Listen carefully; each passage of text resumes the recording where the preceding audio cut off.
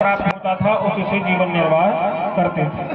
तो भगवान की कभी कभी कथा सुनाए, भगवान का कभी कभी कीर्तन सुनाए, तो उससे जो भी कुछ दाना पानी जुड़ता उससे वो घर में आते, भोजन टिक्का इत्यादि बनाते और पा लेते। कभी कभी वो भी नहीं प्राप्त होता तो जैसे कटाई होती है फसल की तो कुछ बालियां खेतों में रह जाती हैं, उन्हीं बालियों को जा करके इकट्ठा करते, सुंदर ला करके फिर उसको सुखाते धोते और बढ़िया उसी को पीस करके उसी से जो चार गक्कड़ भरता इत्यादि बनाते और भगवान को भोग लगाते और स्वयं पा लेते।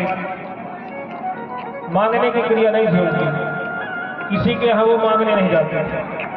भगवान के भजन नाम से जो भी उनको प्राप्त होता था उसी को वो ग्रहण करते थे।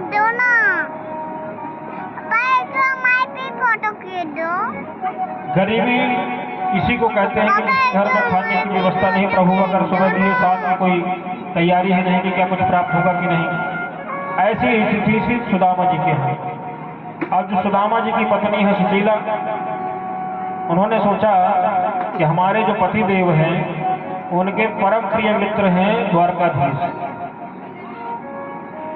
और द्वारकाधीश इतने संपन्न द्वारकापुरी के राजा, और हमारे पति देव हैं हमारे महल के राजा, और ये अपने मित्र से मिलने जाते नहीं।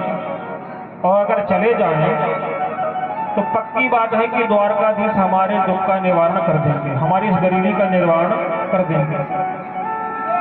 तो उन्होंने इस बार क्या कहा कि सुदामा जी से कहा कि आपको याद नहीं है क्या? सुदामा जी ने कहा क्या? बोले आपके एक मित्र भी थे द्वारकाधीश। जैसे ये नाम लिया कि आप एक मित्र हैं द्वारकाधीश, सुदामा ने कहा अरे बड़ी अच्छी याद दिलाई तुमने, अरे हमारा वो तो लंगोटिया यार है, साथ का खेलने वाला है, पढ़ने वाला है, वो इस समय द्वारकापुरी का राजा है और मैं अपने महल का राजा हूं। बड़ी अच्छी याद दिलाई देवी। सुशीला ने कहा अरे याद तो दिलाई है वो तो ठीक है, मन नहीं करता कभी अपने मित्र से मिला। सुदामा जी ने कहा बहुत करता है, पर क्या करें, घर की परिस्थिति को तुम जानती हो कि कैसी है, कैसे जाए। अरे देवी, गुरु के घर, मित्र के घर कभी खाली हाथ नहीं जाया जाता, कुछ ना कुछ लेकर के जाना होता है। और तुम तो अपने घर की परिस्थिति को जानती हो। प्रभु की कृपा से अगर सुबह प्राप्त हो गया है तो सायंकाल के मेला में कुछ प्राप्त होगा कि नहीं होगा तो कोई पक्का नहीं है। तो बताओ मैं कैसे चले जाऊं उस मित्र के यहाँ? और रही बात, तो जब कभी मुझे मिलना होता है तो मैं समाधि लगाता हूँ, उनके दर्शन कर लेता हूँ, हो गया मैं मिल गया। सुशीला ने सोचा अगर ऐसे ही करते रहेंगे तो हमारी गरीबी कभी दूर ना हो पाएगी। ये ऐसे ध्यान में बैठेंगे, भगवान के दर्शन करेंगे, बोलेंगे भगवान से मिल लिए तो कहानी खत्म। सुशीला ने कहा अरे अगर आप वहां जाओगे नहीं तो हमारी ये जो स्थिति है इसका सुधार कैसे होगा? अरे जब जाओगे वो देखेंगे तब ना कुछ हमारे लिए करेंगे। तो जैसा सुशीला ने शब्द को कहा, सुदामा जी ने कहा तब तो हम और न जाएंगे। अरे देवी क्या तुम चाहती हो? मैं जाकर के अपने मित्र के पास जाकर के और ये कहूं कि मैं इतना गरीब हूं कि मुझे कुछ दे दो, मांगने जाऊं वहां पर? कुछ मांगने के चक्कर में, कुछ लेने के चक्कर में तो बिल्कुल नहीं जाऊंगा।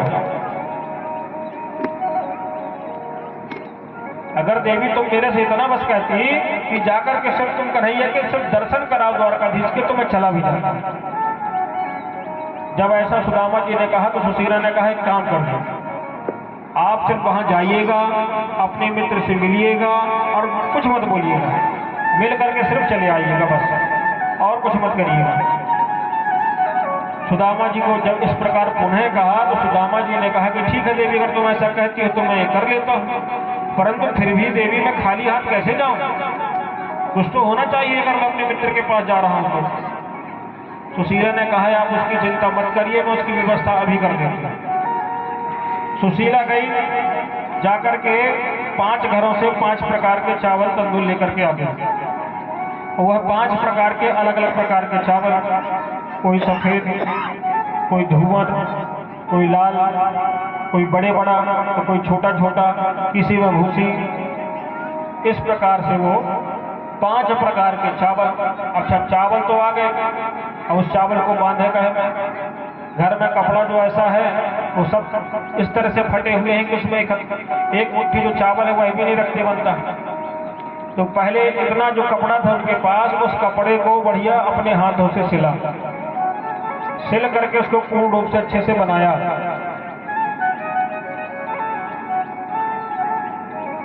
सिला और सिल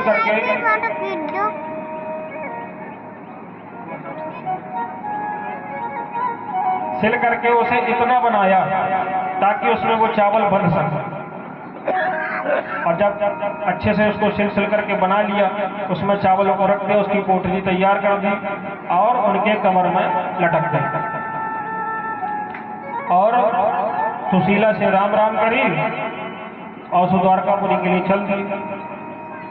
अब सुदामा जी को क्या पता कि कितनी दूर है सुदामापुरी। चल दिए, भगवान का नाम उच्चारण करते हुए, नाम लेते हुए चले जा रहे हैं।